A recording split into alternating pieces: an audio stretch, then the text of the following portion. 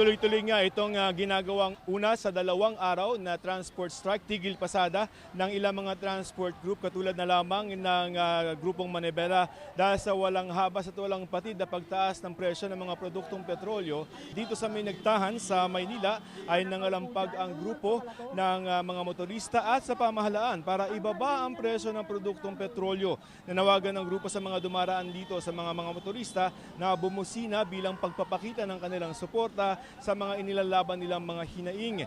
Dito sumasakay yung maraming mga commuter dito sa bahaging ito ng Maynila, kaya nahirapan yung ilan na makahanap ng mga sasakyan dahil hindi bumiyahe yung mga biyaheng nandito sa terminal. Pero nag-deploy ng ilang truck ang lokal na pamahalaan ng Maynila para sa libreng sakay at may ilan na kinuha ito. Sumabay kami sa isang libreng sakay at napansin natin na bagaman may mga stranded na mga pasahero ay hindi naman sila ganoon kadami.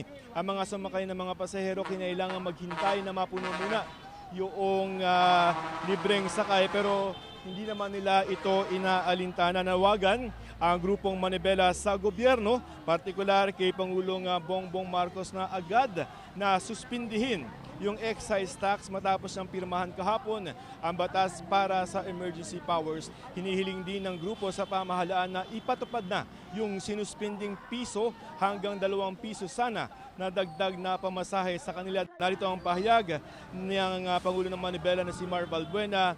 Kahapon narinig natin na itong pagpirma ng excise tax na masuspinde ay malaking bagay, pero ang tanong, kailan ito ipatutupad? Sana maintindihan ng ating Pangulo ang mataas na presyo na hindi regulated ang nagpapahirap sa mamamayang Pilipino. Sana po pakinggan din sila kasi paano naman po kaming mga minimum wage earner kung manghihingi sila ng konting dagdag? Paano naman po yung ibang tao na konti lang din po yung pamasahe?